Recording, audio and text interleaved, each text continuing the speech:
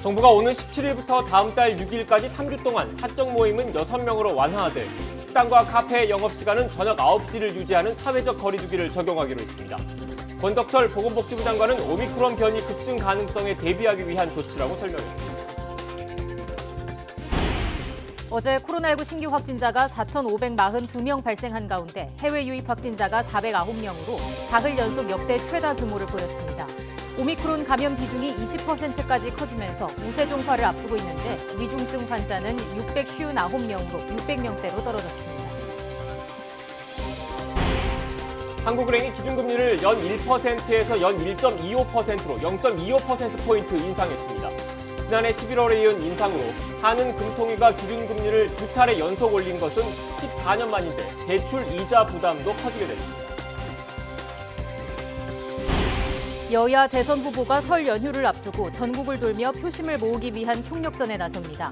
더불어민주당 이재명 대선 후보는 인천에서 메타버스 일정을 재개했고 국민의힘 윤석열 대선 후보는 부산, 울산, 경남, 이른바 부울경 지역을 훑으며 표심을 다집니다. 국민의힘 윤석열 대선 후보의 부인 김건희 씨의 통화 녹취를 방송에서 공개하지 못하도록 해달라는 가처분 신청에 대한 신문이 잠시 뒤 진행됩니다. 공익적 가치 여부가 쟁점인데 이르면 오늘 안에 결론이 나올 것으로 보입니다. 북한이 극초음속 미사일 등 탄도미사일 발사에 대한 미국의 신규 대북 제재에 반발하면서 더 강력하고 분명하게 반응할 것이라고 경고했습니다. 미 국무부는 미사일 규탄 입장을 반복하면서 대화에 나서라고 거듭 촉구했습니다. 시청자 여러분 안녕하십니까? 뉴스앤 이슈 시작합니다. 다음 주부터 사적 모임 인원이 6명까지로 완화됩니다. 하지만 영업 제한 시간은 밤 9시로 현재 체제가 유지됩니다. 정부는 오늘 이 같은 내용의 거리두기를 발표하고 다음 달 6일까지 3주 동안 적용하기로 했습니다. 취재기자 연결하겠습니다. 신현준 기자. 네, 신현주입니다. 네, 정부가 다음 주부터 적용할 거리두기를 발표했습니다. 자세한 내용 전해주시죠. 네, 이번 거리두기는 오는 17일부터 다음 달 6일까지 3주 동안 적용하는데요.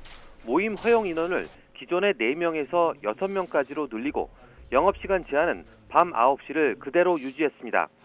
앞서 김부겸 국무총리는 중대본회의 모두 발언에서 방역지표가 다소 호전되는 모습이지만 금주부터 확진자가 줄지 않고 있고 전국적으로 이동과 접촉이 이뤄지는 설 연휴가 2주 앞으로 다가온 상황이라고 진단했습니다. 특히 국내에서 오미크론 변이의 확산이 빨라지는 점을 우려했는데요. 지난주 12.5%였던 오미크론 점유율이 이틀 전에는 국내 확진자의 20%를 차지하며 우세종화를 눈앞에 두고 있다고 지적했습니다. 이어 여러 나라에서 오미크론의 폭발적 확산세를 견디다 못해 의료체계가 붕괴 직전에 이르고 사회 필수 기능에 장애가 발생하고 있다며 우리는 어떤 경우라도 그런 상황까지 가서는 안 된다고 강조했습니다. 김 총리는 이번 설 연휴도 고향 방문이나 가족 친지와의 모임을 자제해달라며 공동체 안전을 위해 다시 한번 협조를 요청한다고 언급했습니다. 네, 코로나19 신규 확진자는 사흘째 4,000명대인데 해외 유입 확진자는 또 역대 최다를 기록한 것 같습니다. 네, 오늘 0시 기준 코로나19 신규 환자는 4,542명입니다. 전날보다 300명 넘게 늘면서 4,000명대 중반까지 올라섰고 사흘째 4,000명대입니다.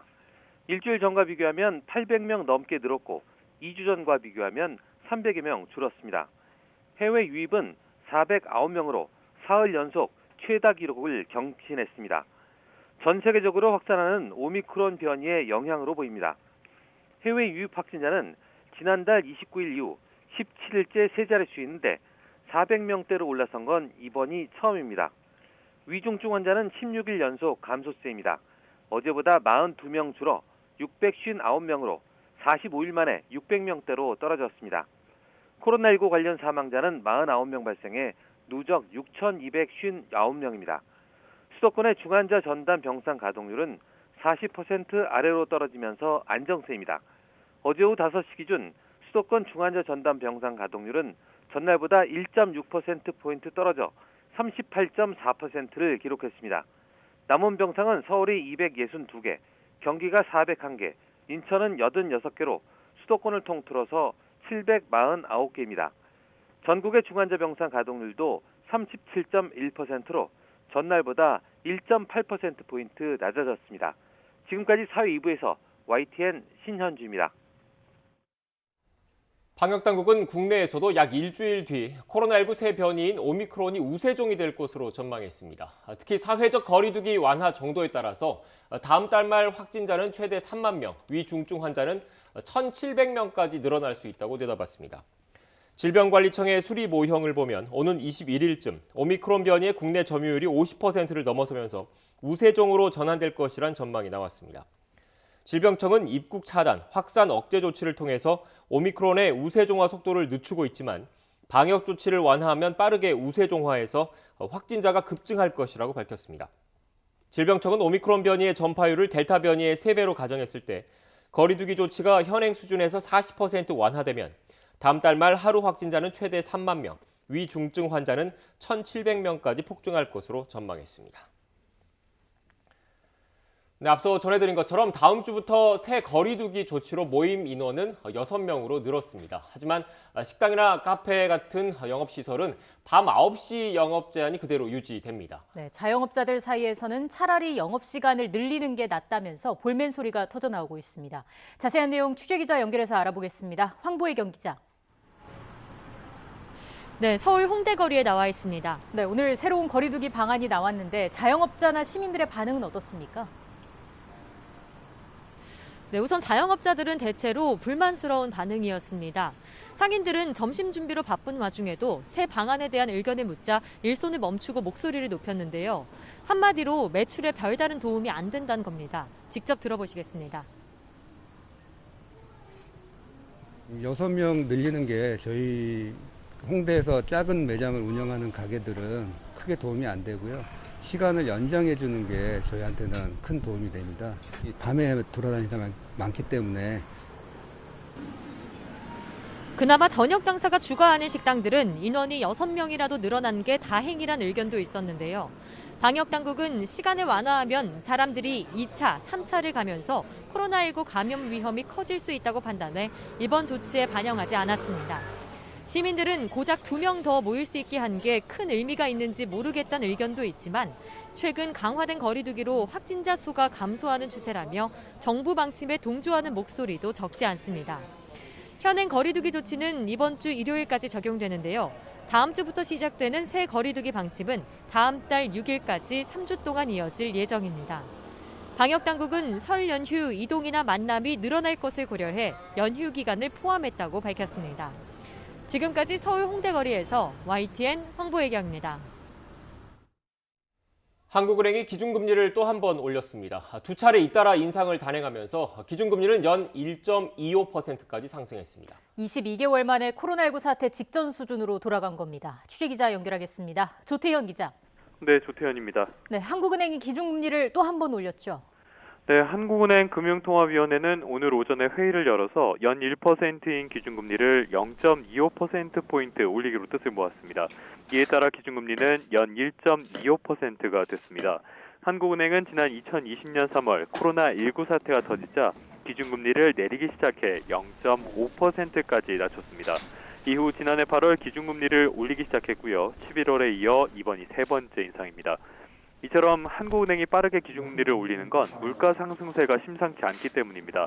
소비자 물가 상승률은 지난해 10월부터 12월까지 석 달 연속 3%대를 기록했습니다. 또 미국이 예상보다 서둘러 긴축 정책에 나서면서 선제 대응이 시급했던 점도 영향을 미친 것으로 풀이됩니다. 부동산도 여전히 골칫거리입니다. 최근에는 급등세가 진정되긴 했지만 워낙 단기간에 집값이 급하게 오르면서 가계부채가 걷잡을 수 없는 수준까지 확대됐기 때문입니다. 네, 말씀하신 대로 이렇게 인상 이유가 있겠지만 우려되는 점도 적지 않은 거죠? 네, 가장 큰 문제는 역시 소비자들의 대출 금리 부담이라고 할 수 있겠습니다. 현재 주택담보대출 변동금리는 연 3.7%에서 5% 수준 정도인데요. 기준금리가 높아지면 그만큼 대출금리도 오르게 됩니다. 올해 안에 주담대금리가 6%를 넘어설 가능성이 큰 상황입니다. 실제로 한국은행은 대출금리가 기준금리 인상 수준인 0.25%포인트 오를 경우 가계 이자 부담은 3조 원 넘게 증가할 것으로 보고 있습니다. 대출금리를 너무 빠르게 올릴 경우에는 조금씩 회복 조짐을 보이는 경제 상황에 타격을 줄 수 있다는 분석도 적지 않습니다. 정부가 공식화한 추가 경정 예산도 문제가 될 수 있습니다.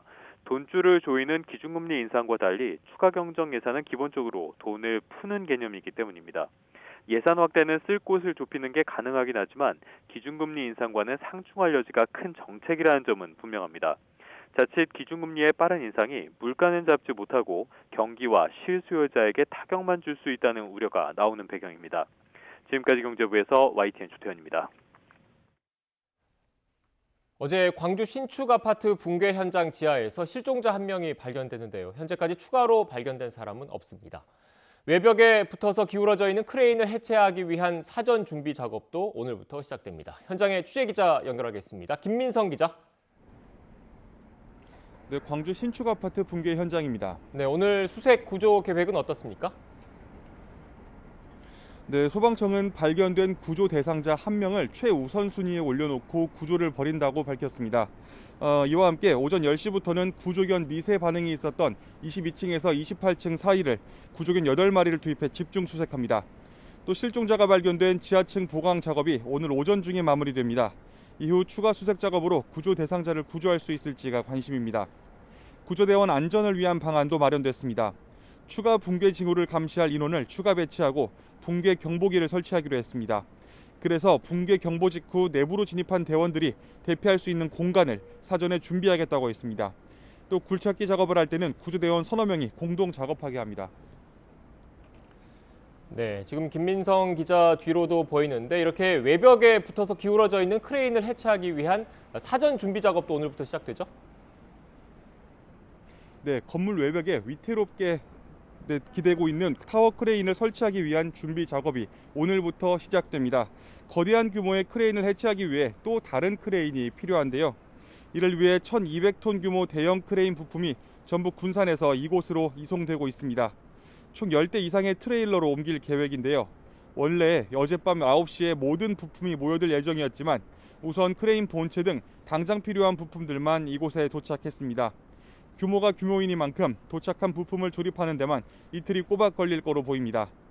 1200톤 크레인을 조립하기 전에 먼저 현장 집안이 이 무게를 견딜 수 있을지 시험하는 이른바 재하 시험이라는 걸 했습니다. 같은 무게의 흙이 담긴 덤프트럭을 주차해놓고 시험했는데요. 집안 안정성이 부족하다는 판단에 따라 우선 보강 작업이 이루어질 예정입니다. 이후에는 해체 크레인을 조립하기 위한 또 다른 소형 크레인을 설치하고 그 이후에 해체 크레인을 조립합니다. 그러니까 한 대의 크레인을 조립하는 데 필요한 크레인만 2대가 되는 겁니다. 이 해체 크레인을 조립하는 데만 이번 주말이 꼬박 걸리고 본격적인 해체는 다음 주부터 가능할 거로 전망됩니다. 1200톤짜리 해체 크레인으로 건물과의 연결고리가 떨어져 나간 기존 크레인 상층부부터 해체 작업을 시작할 예정입니다. 타워 크레인 부분 해체 작업이 끝난 뒤 과연 실종자 수색에 더 속도가 붙을 수 있을지가 관심입니다. 지금까지 광주 신축 아파트 현장에서 YTN 김민성입니다. 회사 돈 2,220억 원대를 횡령한 혐의를 받는 오스템 임플란트 직원 이모 씨가 오늘 검찰에 넘겨졌습니다. 경찰은 이 씨가 조사에서 개인적으로 금품을 취득하기 위해서 단독으로 범행을 저질렀다며 혐의를 인정했다고 밝혔습니다. 이 씨는 호송 전 공범 여부 등을 묻는 취재진의 질문에는 아무 말도 하지 않았습니다. 직접 들어보겠습니다. 피해자들에게 하고 싶은 말 없으신가요? 단독 범행 맞으세요? PDF 조작 윗선에서 지시했다고 하셨는데 사실입니까? 가족들 횡령 사실 정말 모르는 거 맞습니까? 아버지 소식이 진술 번복에 영향 미쳤나요? 주식 거래로 기자견 조성하시려고 하신 겁니까? 반정부 유혈 시위로 카자흐스탄 알마티 국제공항에 묶였던 아시아나 항공편이 8일 만에 돌아왔습니다. 공항 근처 호텔에 대피한 승객들, 창밖에서 총에 맞아 죽어가는 사람들을 보면서 며칠 동안 공포에 떨어야 했다고 전했습니다. 김혜은 기자입니다. 카자흐스탄에서 대규모 반정부 시위가 확산하던 지난 5일, 알마티 공항에 도착한 아시아나 항공 여객기는 공항까지 난입한 시위대로 발이 묶였습니다. 승객들은 공항 버스를 타고 가까스로 경납고에 몸을 숨겼습니다. 급하게 이제 공항 순환버스를 타고 한 4km 정도 공항 끝으로 급하게 전속력으로 이동을 했어요. 차 부서질 정도로. 이튿날에도 항공편이 뜨지 못하자 승객 일부는 인근 호텔로 대피했습니다. 알마티를 빠져나가기 위해 공항을 찾은 승객들도 시위대에 빌려 호텔로 피신했습니다. 아니 원래는 이제 5일날, 6일날 출국을 하려고 했던 거예요. 그래서 이제 갔다가 이제 거기서 이제 시위대가 들이닥쳐서 저희가 이제 호텔로 피신하고 그랬죠. 이들은 밤에도 호텔 불을 끈 채 재외동포와 영사관 직원들이 제공하는 음식으로 대피 생활을 이어갔습니다. 창밖에서 사람들이 총에 맞아 죽는 참혹한 현장을 지켜보며 쪽잠으로 하루하루 버텼습니다. 애들도 총 맞아 죽고 외국인도 총 맞아 죽고 기자분도 총 맞아 죽고 짐을 많이 싸놓고 잤어요. 그냥 한 2-3시간씩 자고 그랬어요. 극심한 혼란 속에서도 가까스로 한국과 문자로 교신했다고 전했습니다. 제 폰으로 이제 문자 교신을 할 수 있게 했고 제 폰으로 이제 아시아나 통제실하고 기장님하고 계속 이제 교신을 했죠. 이번 항공편에는 승객 39명과 승무원 8명 등 47명이 탑승했습니다. 이 가운데 우리 국민은 43명입니다. 탑승객의 안전을 확보하고 항공편 운항 재개를 위해 항공사 측과 알마티 한국 총영사관 그리고 정부의 긴밀한 협조가 이루어졌습니다. 덕분에 삼엄한 유혈 사태를 뚫고 안전하게 알마티를 탈출할 수 있었습니다. YTN 김혜은입니다.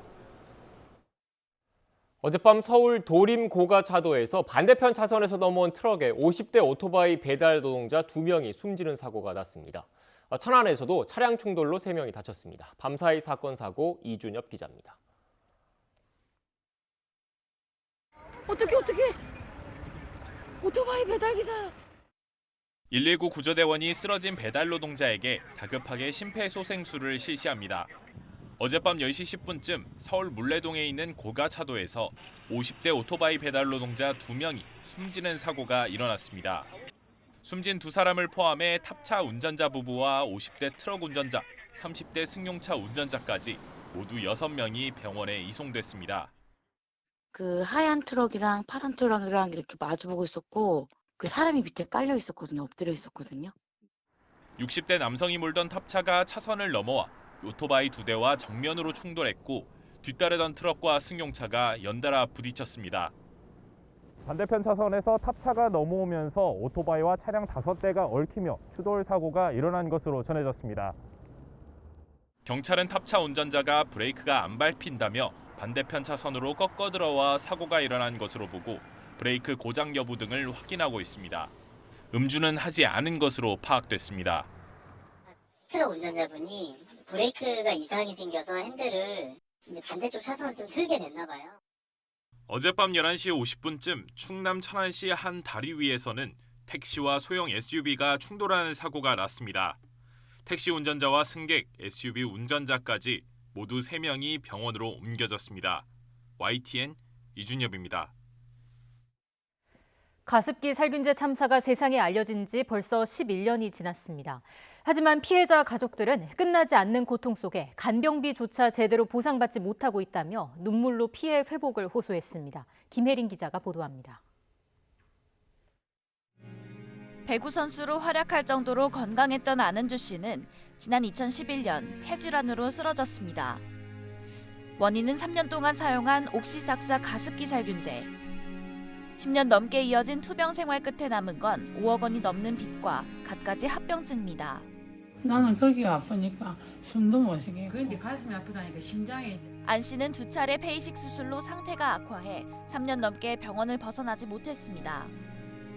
한 달 간병비만 430만 원에 달하지만 피해구제법에 따라 정부에서 지원받는 금액은 절반도 채 되지 않습니다. 서울과 경남 함안을 오가며 안 씨를 돌보는 일조차도 가족들의 정성만으로는 감당하기 힘든 무게입니다. 말도 못하면서 입모양으로 언니 사랑한다. 근데 언니 살고 싶다. 언니 너무 아파. 너무 아파. 근데 제가 해줄 수 있는 게 없어요. 제가 돈이 문제가 아닙니다. 그 사람들이 얼마나 고통스러워하고 그 사람들이 얼마나 아파하면서. 지난 2020년 8월 김태종 씨는 폐질환을 앓던 부인을 떠나보냈습니다. 12년 넘는 투병 생활 동안 정부 지원만으로는 치료비를 감당하기 힘들었다는 김 씨. 이제 남은 피해자들을 위해서라도 현실적인 보상안이 마련돼야 한다고 목소리를 높였습니다. 12년 1개월을 투병하면서 받은 금액은 전혀 현실을 고려하지 않은 그야말로 최소의 금액을 지불해 왔습니다. 간병비 및 장려비 이 부분을 현실에 맞게끔 조정안이 만들어질 피해자들은 간절히 바라고 있습니다. 가습기 살균제 참사가 알려진 지 10년째 되는 날, 피해 배보상을 위한 조정위원회가 꾸려졌지만 조정안은 5개월이 다 되도록 감감무소식입니다. 그 사이 폐이식을 받고 투병하던 김응식 씨가 숨지고 안은주 씨는 수차례 생사의 고비를 넘겼습니다. 제가 주고 자식에게 어떻게 이런 빚을 안기고 저는 도저히 억울해서 두 눈을 감지 못할 것 같습니다.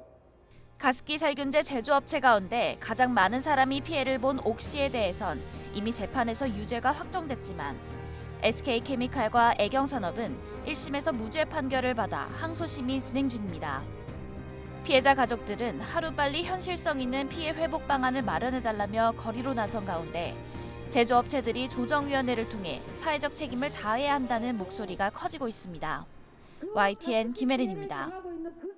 주말을 앞두고 여야 대선 후보는 나란히 지역 행보에 돌입하며 바닥 민심 다지기에 나섭니다. 더불어민주당 이재명 후보는 인천을, 국민의힘 윤석열 후보는 부울경 지역을 각각 훑으면서 대선 민심 최대 분수령인 설 연휴 전까지 총력전에 나선다는 방침입니다. 국회 취재기자 연결하겠습니다. 김태민 기자. 네, 국회입니다. 네, 이재명, 윤석열 두 후보는 나란히 지역 행보에 나섰다고요.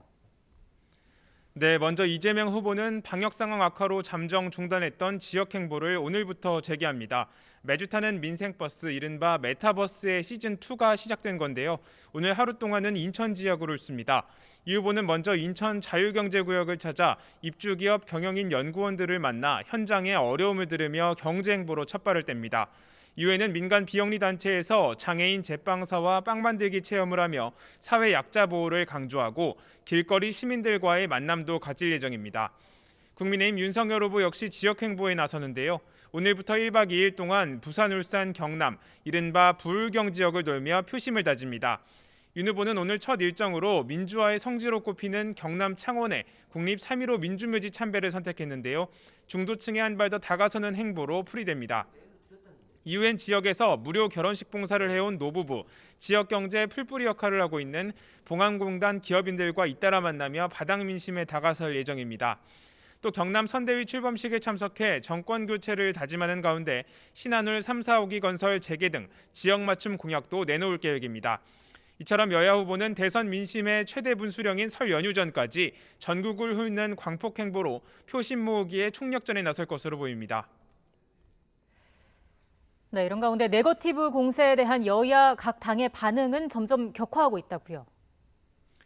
네, 그렇습니다. 먼저 국민의힘은 윤석열 후보의 부인 김건희 씨의 이른바 7시간 녹취록 방영을 막기 위해 연일 총력 대응에 나섰습니다. 오늘 아침 김기현 원내대표는 공영방송인 MBC가 민주당의 선거운동원 역할을 하려는 것 같다며 정치 공작의 냄새가 풍긴다고 거친 발언을 쏟아냈는데요. 이후에는 직접 MBC의 항의 방문에 편파성 문제를 제기하는 등 결사저지의 태도를 보이고 있습니다. 아직 국민의힘은 녹취록 내용을 정확히 파악하지 못한 것으로 알려진 가운데 관련 보도로 윤 후보의 지지율 회복세에 타격이 갈까 우려하는 분위기가 감지됩니다. 또 이르면 오늘 법원에 신청한 박영금지 가처분 신청 결과가 나올 것으로 보이는 만큼 사법당국의 판단에 촉각을 곤두세우고 있습니다. 민주당은 이재명 후보의 변호사비 대납 의혹을 제기한 이모 씨의 사망 원인이 심장마비로 추정된다는 국과수 조사 결과가 나오자 역공세에 나섰습니다. 민주당 선대위 측은 이 씨의 사망을 두고 간접살인 등 대대적인 흑색선전을 벌였다며 야3당의 사과를 요구했는데요. 이를 인정하지 않는다면 명예훼손과 선거법 위반 등으로 고발하는 등 법적 대응도 불사하겠다며 강경 대응 방침을 밝혔습니다. 윤호중 원내대표도 아침 지도부 회의에서 선거를 위해서라면 망자의 죽음까지 끌어들이는 야당의 패륜적 행태에 분노하지 않을 수 없다며 수위 높은 발언을 쏟아냈습니다. 대선이 다가올수록 여야 후보의 지지율 경쟁이 치열하게 전개되면서 여야 모두 후보의 조그만 흠집이라도 큰 타격이 되지 않을까 대응 수위를 강화하는 모습인데요. 시간이 갈수록 서로를 향한 네거티브 공세는 더욱 가열될 전망입니다. 네, 나머지 제3지대 후보들의 소식도 정리해 주시죠. 네, 심상정 후보의 집거 속에 선대위 전원 사퇴를 결정한 정의당은 아직 내부 교통 정리가 되지 않고 있습니다. 심 후보의 숙고가 길어지면서 선대위 재편 논의에도 시간이 걸리는 모습인데요. 정의당 여영국 대표는 취재진과 만나 심 후보가 백지에 그림을 그리는 심경으로 숙고를 거듭하고 있다며 너무 큰 걱정하지 말라는 안부의 말이 있었다고 전했습니다. 이런 가운데 정의당은 기존 당 조직을 중심으로 선거 준비를 이어가고 있는데요. 오늘 오전에는 민주당과 국민의힘의 양자 TV 토론 결정을 규탄하는 긴급 기자회견을 열고 총공세에 나섰습니다. 국민의당 안철수 후보는 오늘 오후 한의사협회에 방문과 방송 출연을 이어가는데요. 단일화 논의와 관련해서는 안 후보와 국민의힘 모두 고려하지 않고 있다고 선을 그으며 논의를 미뤘습니다. 지금까지 국회에서 YTN 김태민입니다. 고강도 사회적 거리두기 조치 연장으로 매출이 감소한 소상공인에 대해서 방역지원금 300만 원이 추가로 지급됩니다. 이를 위해 정부는 14조 원 상당의 추가 경정 예산안을 설 연휴 전에 편성하기로 했습니다. 취재기자 연결해서 알아보겠습니다. 김상우 기자. 네, 경제부입니다. 네, 그간 이런저런 말이 많았는데 추경이 정부의 올해 예산과는 별도로 편성된다고요? 네, 그렇습니다. 홍남기 부총리 겸 기획재정부 장관은 방역 강화 조치와 관련된 원포인트 추경이라는 점을 강조했는데요. 오늘 오전 10시 정부 서울청사에서 진행된 방역조치 연장 관련 부처 합동 브리핑에서 방역조치 강화로 피해를 본 소상공인에게 300만 원씩 등을 지원하기 위한 추경 편성을 공식 발표했습니다. 그러면서 지원자금 마련을 위해 지난해 초과세수 10조 원 등을 동원해서 14조 원 상당의 추경을 편성할 계획이라고 밝혔습니다. 다만 초과세수는 지난해 결산 절차를 마친 이후에 활용할 수 있는 만큼 우선 적자 국채를 발행해서 자금을 충당할 예정이라고 덧붙였습니다. 정부는 다음 주까지 추경을 해서 이달 마지막 주에 국회에 제출하고 공식 대통령 선거운동이 시작되는 다음 달의 15일 전까지는 국회에서 추경안을 통과시킨다는 방침입니다. 부총리의 이번 발표에 앞서 김부겸 총리는 오늘 중앙재난안전대책회의를 주재하면서 정부는 자영업자를 보다 두텁게 지원하기 위해서 추경을 편성할 것이라고 밝혔습니다. 이번 추경은 정부의 당초 예측보다 지난해 세수가 적어도 약 10조 원 더 들어올 것으로 전망되면서 1분기 추경 편성이 이루어졌습니다. 이른바 벚꽃 추경으로 불리는 1분기 추경은 3년 연속입니다. 기재부는 지난해 2번이나 세수 예상 규모를 계속 바꿨는데도 본 예상 당시와 비교할 때 오차율이 역대 최저급인 20%가 넘어 신뢰에 흠집이 났습니다. 네, 그렇다면 이번 추경으로 소상공인에 대한 지원금은 어떻게 되는 겁니까? 네, 정부 발표 내용을 보면요. 고강도 사회적 거리두기 조치 연장으로 매출이 감소한 소상공인에게 방역지원금 300만 원이 추가로 지급됩니다. 지난해 12월에 방역지원금 100만 원을 지급한 데 이어서 이번에 300만 원을 추가로 지급하는 것입니다. 이를 위해서 기존의 소상공인을 위해서 편성된 재원 3조 2천억 원에 1조 9천억 원을 더해서 5조 1천억 원으로 이렇게 재원이 늘어납니다. 방역지원금은 매출 감소만 확인되면 매출 규모와 방역조치 수준과는 상관없이 현금으로 지급되는 자금입니다. 임대료와 인건비, 고정비용 부담을 완화하고 생계 유지를 지원하자는 취지입니다. 정부는 고강도 방역조치 적용 기한이 언제가 끝인지 모르게 계속 길어지는 점을 감안해서 영업금지 제한업종에 대한 소상공인 손실보상 재원도 증액하기로 했습니다. 지금까지 경제부에서 YTN 김상호입니다. 인구 100만 명이 넘는 대도시 4곳이 특례시로 새로 출범했습니다. 복지 혜택이 늘고 자치 권한이 더 주어졌는데 앞으로 확보해야 할 사무가 훨씬 많다고 합니다. 김학무 기자의 보도입니다. 특례시로 새로 출범한 곳은 수원시를 비롯해 고양시와 용인시 그리고 창원시.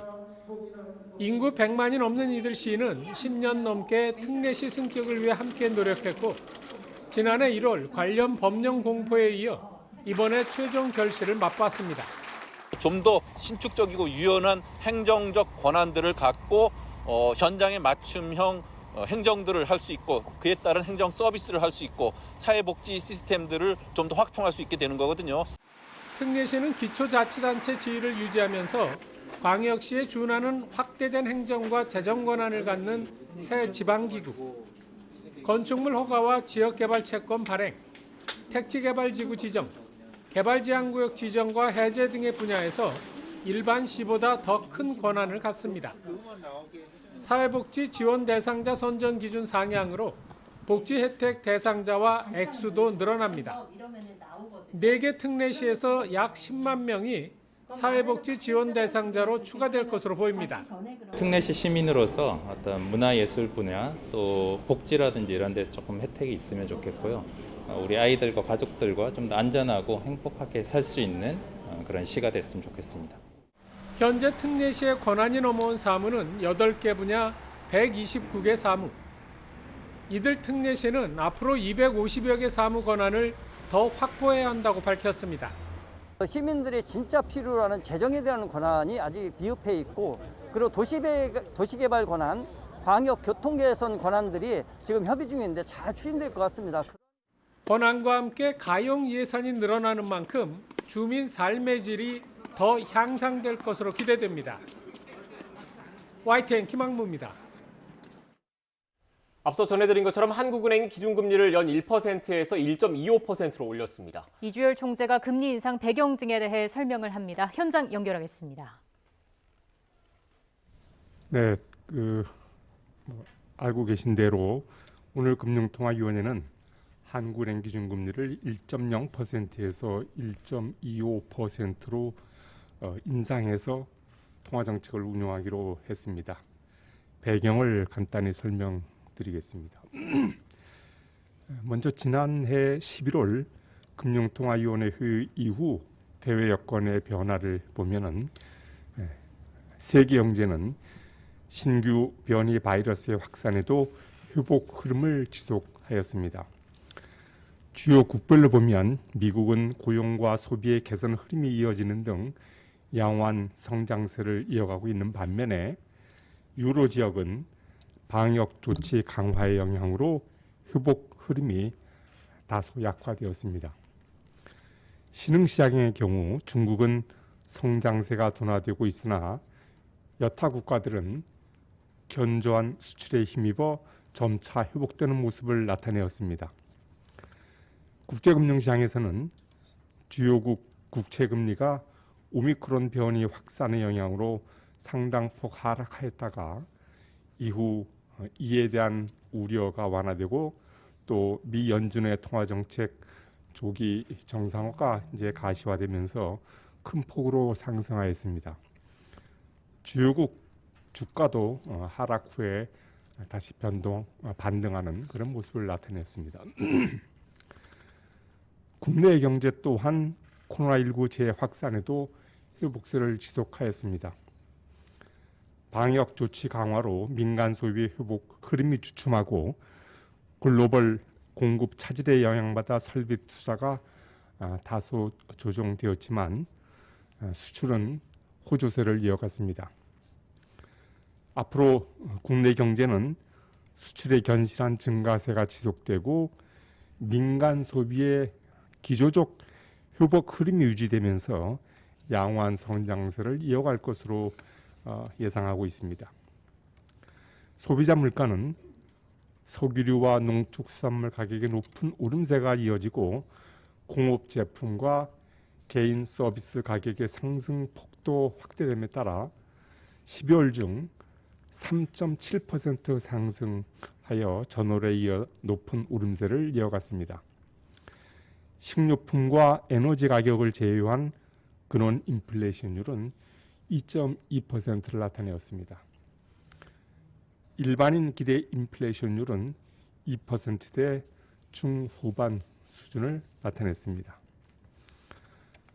앞으로 소비자 물가는 공급 측 요인과 수요 측 요인이 함께 작용하면서 상당 기간 3%대의 오름세를 이어갈 것으로 보이며 연간 상승률도 지난해보다 높아질 것으로 예상하고 있습니다. 국내 금융시장 상황을 보면 장기 시장금리가 코로나19 재확산으로 하락하였다가 미 국채금리 상승, 또 기준금리 인상 기대 등으로 반등하였습니다. 원 달러 환율은 미 연준의 통화정책 정상화 속도에 대한 기대 변화에 따라 1월 초 1,200원 수준까지 상승하였다가 반락하였고 주가는 좀 좁은 범위 내에서 이렇게 등락을 거듭했습니다. 금융 안정 상황을 보면 12월 중 가계대출은 금융권의 가계대출 관리 노력, 대출 금리 상승 등으로 증가 규모가 크게 축소되었고 주택 매매 가격은 수도권과 지방 모두에서 오름세가 다소 둔화되었습니다. 오늘 금융통화위원회는 코로나19 상황과 관련된 불확실성이 상존하여 있지만 국내 경제의 회복 흐름이 저해되지 않을 것으로 판단되는 점, 그리고 물가 상승 압력이 당초 예상보다 크게 확대될 것으로 전망되는 점, 그리고 또 금융 불균형 위험을 줄여나갈 필요성이 여전히 큰 점 등을 고려해서 기준금리를 0.25%포인트 인상하기로 했습니다. 앞으로도 한국은행은 통화정책의 완화 정도를 적절히 조절해 나갈 계획입니다. 그 과정에서 완화 정도의 추가 조정 시기는 코로나19 전개 상황과 성장 물가 흐름의 변화, 또 금융 불균형 상황, 그리고 기준금리 인상의 파급 효과, 또 주요국 통화정책 변화 등을 면밀히 지켜보면서 판단해 나갈 것입니다. 오늘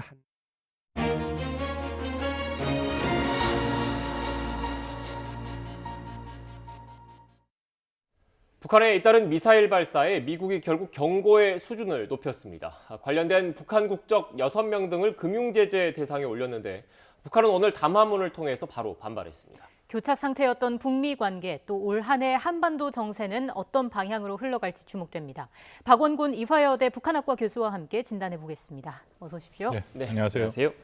일단 북한 미사일 발사와 관련해서 국제사회 제재가 크게 미국의 그 독자 제재가 하나 있는 거고 유엔 차원의 제재가 있는 거지 않습니까? 그런데 바이든 행정부 출범 이후에 처음인 거죠. 미사일 발사와 관련해서 미국이 독자 제재에 나선 것이요. 그렇습니다. 이제 출범 1년이 돼가고 있는 상황이고요. 지난번에 인권으로 제재를 했었죠. 그것도 이제 첫 제재가 되는 것이고 말씀하신 것처럼 북한의 핵미사일 개발로 제재는 이번이 처음입니다. 그러니까 이른바 쌍끌이 제재라고 우리가 표현을 쓰는데 하나는 미국이 독자적으로 하는 것이고 또 하나는 유엔에서 결의안을 통해서 하는 제재인데요. 이번에 둘 다를 미국이 하겠다라고 일단 얘기를 했고 방금에도 나왔습니다만 6명에 대해서 또 러시아인까지 합치면 7명이죠. 그리고 러시아 기관까지 합쳐서 그래서 미국 독자 제재로 일단 다시 그 규정을 했고요. 그리고 유엔에서의 제재는 독자 제재랑 연결돼서 사실 유엔에서 새로운 제재를 결의를 하겠다라는 의미는 아니고 기존 제재에 그 사람들이 위반을 한 거니까 그 제재 리스트에 그 사람들 중에 5명을 포함시키겠다라고 얘기를 한 건데요. 이제 그것도 앞으로 어떻게 좀 진행이 될지를 좀 볼 필요는 있다. 근데 큰 틀에서 어쨌든 지난 인권 제재도 그렇고 이번 제재도 그렇고 이전과는 다르게 바이든 행정부가 계속 외교를 통해서 문제를 해결하겠다라는 거에서 조금 방향 전환은 한 모습은 보입니다. 물론 이것이 앞으로 어느 수준에서 계속 이렇게 발전될지는 좀 두고 볼 필요는 있고요. 그러게요. 이 긴장 국면이 좀 어느 정도 수위까지 올라갈까요? 오늘 그 발표가 나왔습니다. 북한 외무성에서 발표가 나왔는데 전체적으로 이전에 그 북한이 유엔 안보리에서 이런 문제가 있을 때 나왔던 그런 발표문과 비교해 보면은 사실은 수위가 그렇게 높진 않습니다. 그리고 가장 수위도 중요하지만 핵심 논조가 이것은 작년 9월부터 김여정 담화에서 나왔고 계속 얘기하는 게 이른바 이중 기준이거든요. 그러니까 자신들이 하고 있는 이런 미사일은 이번에도 발표가 특정한 나라나 세력을 겨냥한 것이 아니다. 그러니까 순수하게 자유권 차원이다. 한국이나 다른 나라들도 다 국방 발전을 위해서 하는 건데 왜 자신들한테만 문제 제기를 하느냐. 그 논리를 계속 얘기를 하고 있다라는 겁니다. 그러면서 마지막에 붙인 게 우리는 더욱 강력하고 분명하게 반응하지 않을 수 없다라고 얘기했는데요. 그래서 이것도 북한의 표현치고는 굉장히 좀 절제된 표현이죠. 보통은 이제 후과를 볼 것이다. 분명히 응징하겠다. 이제 그렇게 얘기가 나오는데 이제 그런 면에서 보면은 말씀드린 것처럼 일종의 이중 기준. 그래서 사실은 북한 핵을 수용하라, 북한 핵을 인정하라는 그런 의미를 담고 있거든요. 그 논리에서 이번에 발표문이 나왔다라고 판단이 됩니다. 네, 지금 말씀하신 내용을 좀 들어보면 북한도 수위 조절을 좀 했다라는 걸로 좀 들리는데 앞선 그래픽을 다시 한번 좀 보여주시겠습니까? 그 수위 조절을 했다는 게 일단 담화문을 발표한 주체 외무성에서 일단 나온 거고요. 또 외무성 대변인이 담화를 내놨습니다. 이것도 좀 고려가 되는 거죠? 근데 보통은 그 미국과 특히 유엔 문제 같은 네. 경우에는 북한 내에서도 담당 부서가 외무성이기 때문에 외무성 대변인 담화로 나왔다라는 것은 뭐 적절하게 그 주체는 맞는 거고요. 물론 그것을 훨씬 더 높여서 갈 수도 있고, 그리고 조금 더 거친 담화가 나오면 최근에는 김여정이 그렇죠. 직접 해서 대남 그 담화와 대미 담화를 합니다. 네. 그래서 거기에는 굉장히 비판적인 뭐 얘기들이 많이 들어가는 그런 담화들이 나오는데, 거기에 비해서는 외무성 대변인 담화로 나왔다는 것은 기존 체제를 활용을 해서 말씀드린 일종의 자신들의 명분을 얘기하는 그런 형태의 담화가 나왔다라고 읽을 수 있겠죠. 네. 이번에 보니까 또 미국이 유엔 차원의 추가 제재도 제안을 했습니다. 근데 그 추가 제재를 위해서는 안보리 산하 대북제재위원회 결정을 거쳐야 하는 거잖아요. 근데 그 안에 또 러시아와 중국이 있단 말이죠. 그 두 나라의 어떤 합의도 관건 아니겠습니까? 그렇습니다. 이번에는 그러니까 새로운 유엔에서 안전보장이사회가 결의안을 만들어서 하는 새로운 제재는 아니고 기존의 제재를 위반한 사람들의 명단을 집어넣는 건데, 말씀하신 것처럼 5명이 얘기가 되고 있고요. 그 5명의 활동 영역을 보면 2명은 러시아고 나머지는 또 중국입니다. 네. 그리고 이제 뭐 러시아인 1명, 러시아 기관인데, 이것도 일종의 컨센서스죠. 그러니까 전체가 다 합의를 하거나 해야 사실상 가능한 건데, 아직까지 결과가 나오진 않고는 있습니다만 중국과 러시아가 동의할 가능성이 커 보이진 않습니다. 네. 그리고 이번에 또 내용을 보면요. 러시아의 그 개인과 러시아 기관을 제재를 하긴 했습니다만 6명의 이 북한인 제재 대상 중에 2명만 러시아와 관련이 있고 4명은 다 중국과 관련이 있습니다. 예. 중국 다롄에서 활동을 했고, 여기 보면 이제 중국의 기업들을 통해서 미사일과 관련된 그런 부품들을 조달을 했다라고 하는데 중국은 다 빠졌어요. 그러니까 제 생각에 미국의 입장에서도 좀 고민을 하고 있다라는 판단이 됩니다. 그렇게 되면 사실은 중국이 제재 위반의 사례가 훨씬 많은 것은 공공연하게 알려진 사례인데요. 중국을 만약 겨냥을 했을 때 나타날 수 있는 여러 가지 현상들, 그렇게 되면 미중 간의 갈등이 심화된 상태에서 앞으로 이 북한 핵 문제 해결에 중국의 협력을 받기가 점점 더 어려워진다라는 그런 고민도 있을 거고, 그리고 중국이 굉장히 또 강력하게 반발할 가능성도 있고, 이제 그런 고민들이 이번 제재에 담겨 있다라고 판단이 됩니다. 네. 지금 미국이 이렇게 강경하게 조금 더 그 경고의 수위를 높인 이유를 좀 더 여쭤봐야 될 것 같은데, 북한이 극초음속 미사일을 발사했다라고 주장한 날 미국 서부 지역의 일부 항공기 운항편이 일정 시간 동안 좀 중단됐다, 이런 보도도 외신 보도 나왔지 않습니까? 그만큼 미국 입장에서 이 극초음속 미사일에 대해서 상당히 좀 민감하게 반응을 하는 것 같더라고요. 어떻습니까? 그렇습니다. 저도 한 2가지라고 생각하는데, 네. 가장 큰 이유는 극초음속 미사일이다라는 것이 미국으로서도 위협을 받을 수 있다라고 판단이 되거든요. 북한이 개발하고 있는 미사일 중에 미국 사실 본토나 미국을 직접 겨냥할 수 있고 위협이 되는 것은 우리가 말하는 대륙간 탄도미사일 ICBM이나 잠수함을 활용한 SLBM 정도인데, 그것을 제외하고도 극초음속 미사일이라는 것은 미국이 구성하고 구축하고 한국에도 있고 일본에도 있는 이 미사일 방어망을 뚫을 수 있는 겁니다. 예. 그러니까 러시아가 처음에 극초음속 미사일을 개발해서 실전 배치를 한 걸로 알려져 있는데요. 그 목표 자체가 미국의 미사일 방어망을 뚫겠다라는 거고, 이번에도 마10이 나왔기 때문에 사실상은 그 미사일 방어망을 무력화시킬 가능성이 매우 높은 무기체계죠. 그렇다면은 주한미군의 미군 기지에 있는 미사일 방어망, 또 주일미군 기지의 미사일 방어망이 뚫릴 수 있다라는 그런 이제 우려가 있었다라는 게 첫 번째고요. 두 번째는 바이든 행정부가 출범한 지 1년이 됐는데 결국은 북한과의 어떤 대화나 또 한반도 평화 프로세스나 북한 비핵화에 대해 전혀 진전을 보지 못했다라는 거죠. 오히려 북한은 뭐 이거 토니 블링컨 국무장관이 얘기를 했습니다만 그 기간 동안 미사일을 더 고도화하고 다종화하고 대량화하는 그런 상황이 오니까 네. 이것은 뭐 바이든 행정부가 국내 정치적으로도 부담이 될 수밖에 없는 거고, 특히 바이든 행정부의 대외 정책이 지금 비판을 많이 받고 있는 상황이거든요. 그러니까 그런 면도 고려가 돼서 이제는 뭔가 좀 방향을 전환해서 필요하면 압박도 하나의 수단으로 좀 더 강할 필요가 있지 않는가, 이제 그런 판단을 했다라고 생각이 됩니다. 네, 그러니까 미국 같은 경우에는 군사 세계 초강국이지 않습니까? 그런데 이 극초음속 무기와 관련해서는 러시아와 중국보다 상대적으로 좀 열세에 있다라는 그런 군사 전문가들 분석도 나오고 있고, 또 뭐 스푸트니크 충격이다 미국 입장에서 이런 얘기가 좀 나온 적이 있었잖아요 최근에.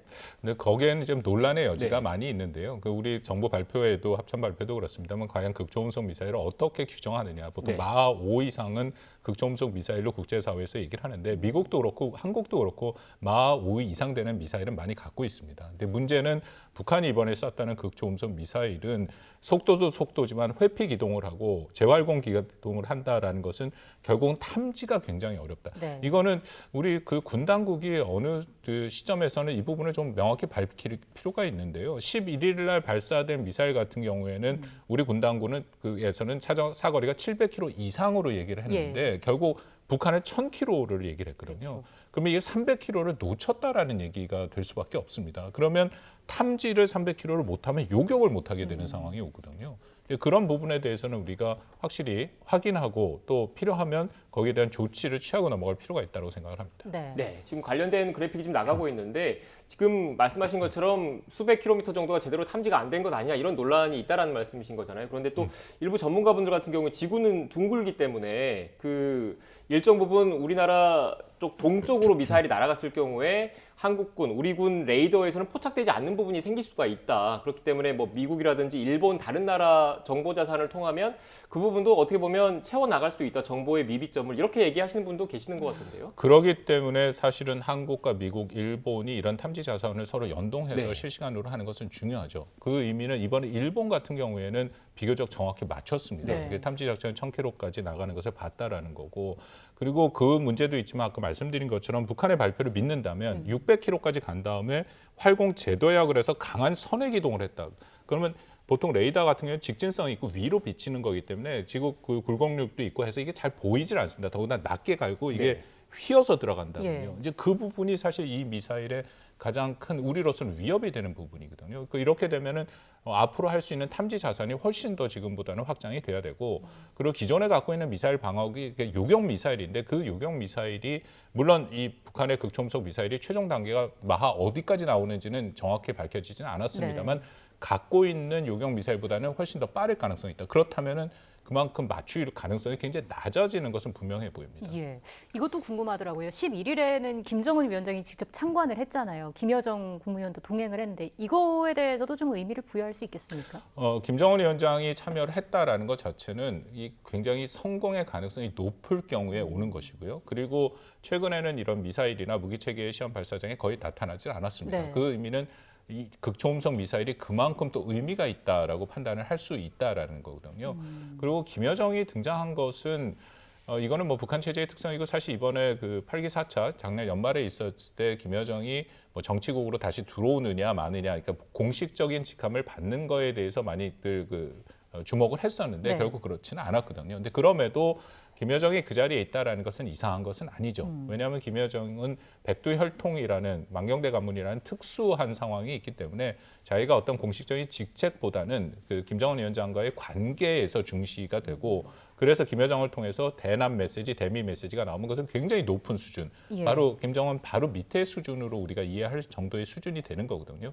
그래서 거기에 등장했다라는 것은 뭐 크게 그렇게 이상한 것은 아니다, 그렇게 판단이 됩니다. 물론 그 전에는 이제 군 관련자 박정천이나 뭐 그런 사람들이 주로 등장을 했는데 김여정이 등장했다라는 것은 이전과는 조금 다른 모습이긴 하죠. 네.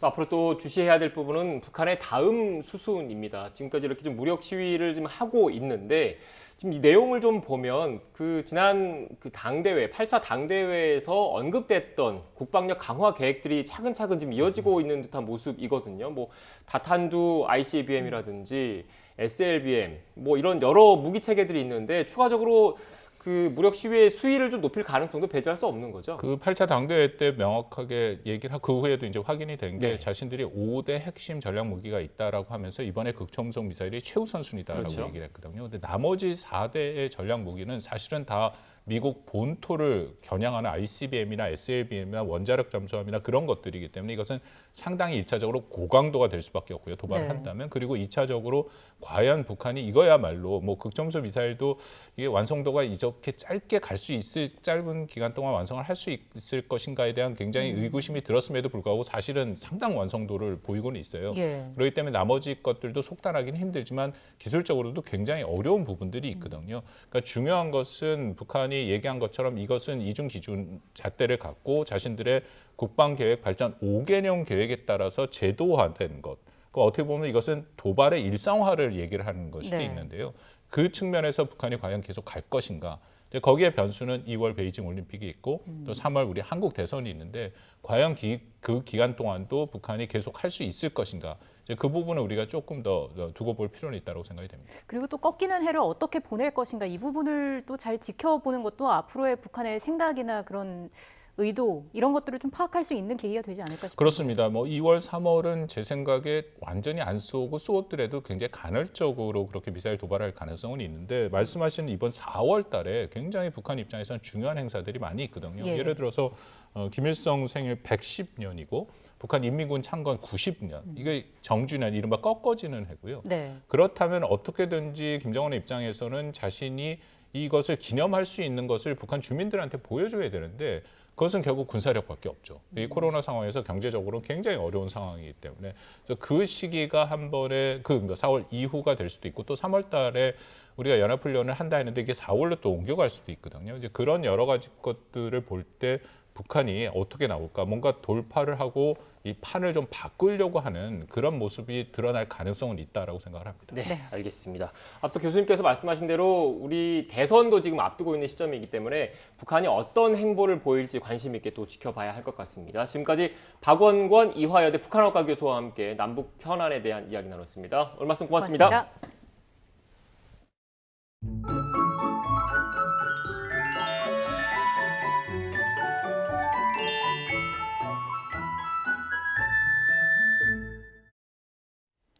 아침까지는 영하 10도 안팎의 한파가 이어졌습니다.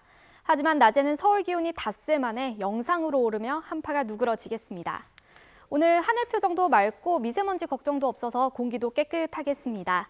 다만 대기가 바짝 메말라 있습니다. 서울 등 수도권과 강원도, 영남 지방에는 건조특보가 발령 중인데 경보구역이 늘어나고 있습니다. 산불 등 화재 발생하지 않도록 불씨관리 철저히 해주셔야겠습니다.